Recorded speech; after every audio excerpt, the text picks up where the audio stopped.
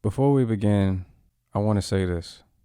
Today's conversation sits in grief, memory, and emotional distance.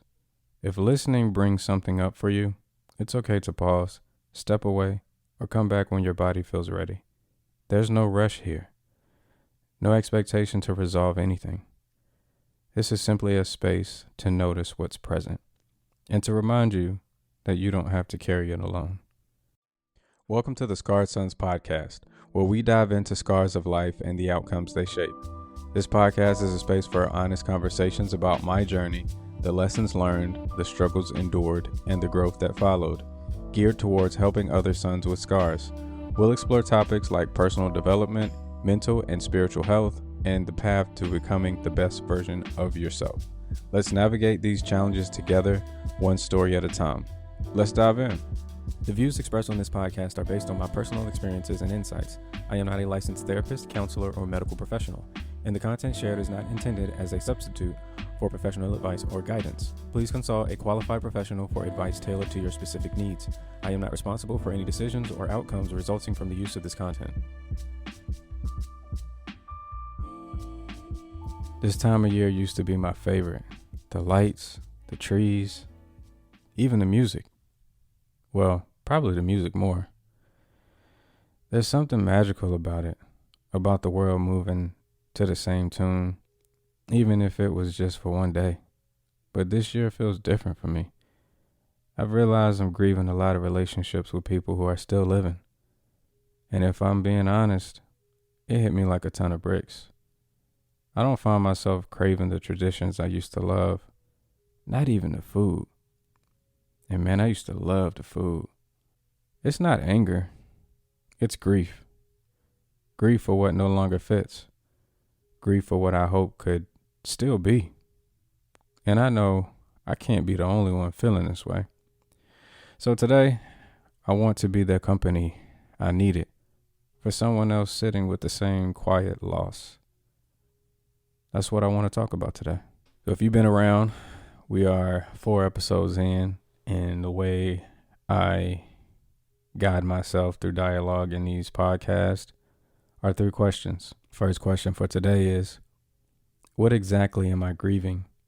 The person, the relationship, or the hope that it would change? And I must be honest, I think I'm kind of grieving all 3, but mostly I feel like I'm grieving the hope that it would change. The hope that Christmas can be Christmas again. The hope that the family members that I do have still living could somehow come together and we all put our differences aside, not just to toss it up under a rug, but to actually agree to disagree. Get the things out to the person that needs to get out to only, and let's move on. It's not to say that you need to get rid of your emotion about how you felt about something that happened. And a lot of these things are completely out of my control. So if you didn't listen and this is your first episode, let me explain. Christmas in my household when I was growing up, we would gather at my grandparents' home. And it wasn't all day because everybody has their own family situation, but at least for a couple of hours or a lot longer for some. And we'd laugh, man. We'd joke, gift exchanges, games, watching a basketball game, watching the football games, just enjoying each other's presence. And for that to just come to a halt, I'd be lying if I told you I wasn't grieving it. And it's also that thing, that hope that, man, we're going to figure this out. This person's going to talk to that person. They're going to figure out their differences. And we're going to all come back together with what we have. But that's been so far from the reality. The reality is, I feel like maybe everybody else feels like me.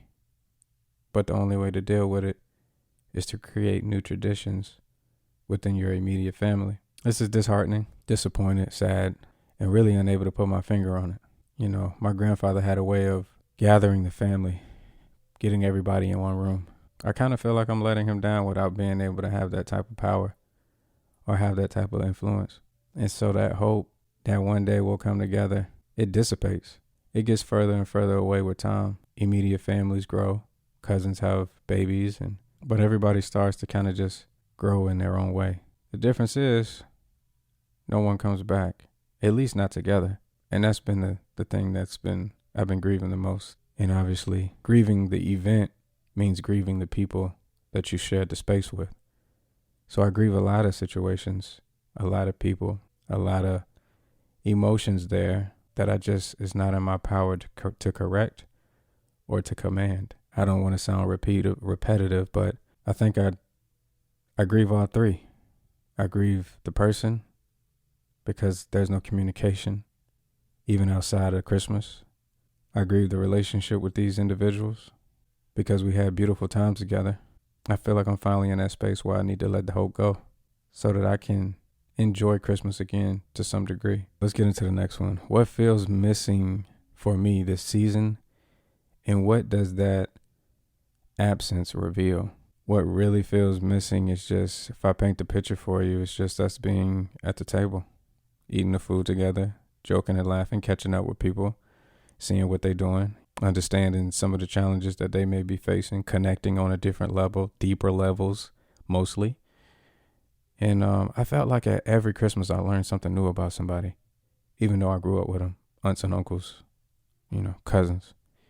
I would always learn something new about what someone else was doing. Now I just feel away from it all. A lot of people will probably say, well, why don't you just go back? Or why don't you just try to rally the troops? Or why don't you try to do this? Why don't you try to do that? The thing about grieving is it births new realities. It births new traditions. It births new ways. If I wouldn't be honest, if I were to tell you that what I want, it's just not going to happen. And I feel like in order for me to get to where I'm trying to go, I just can't keep reaching back in the past. That absence of doing that, it just reveals how much I missed it, how much I enjoyed those times. That's exactly what I focus on. The space and times where it was plentiful.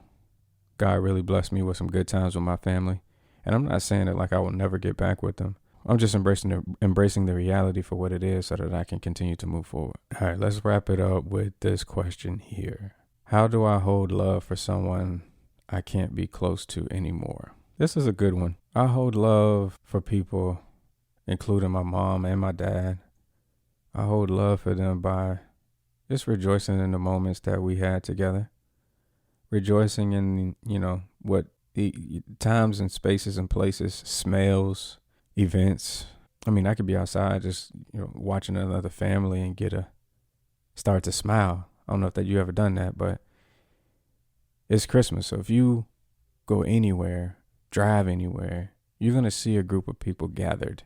You're going to see them laughing. You're going to see them hugging on each other, embracing one another, and enjoying each other's company. And so in those moments, instead of getting sad, what I tend to do is to go back in time in my mind, because I have several times where my mom and father embraced me, aunts and uncles embraced me, grandparents embraced me, cousins, and we're just laughing and joking and enjoying each other.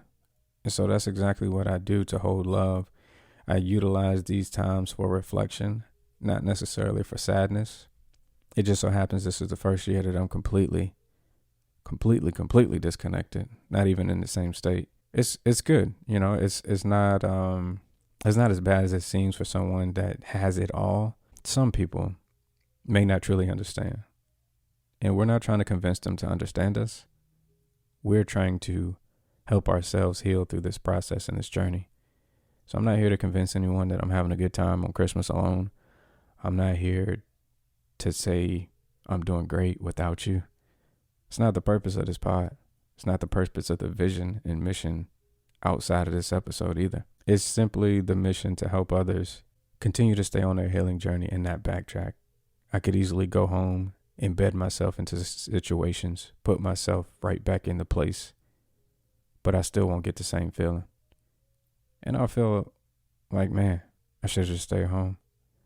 Or I should have planned and put thought into what I wanted to do and not what everybody else wants me to do, which is a great thing to do because not only are you honoring the tradition from the past, but you're also honoring yourself too. If this season feels quieter than it used to or heavier in ways you can't quite explain, just let that be okay. Grief doesn't always ask to be understood. Sometimes it just wants to be acknowledged, especially when people we're grieving are still alive. And if you're listening to this alone, wishing the weight would ease, wishing the aches would just go away, I want you to know something simple. What you're feeling doesn't make you weak. It makes you human. You don't have to make sense of it at this moment.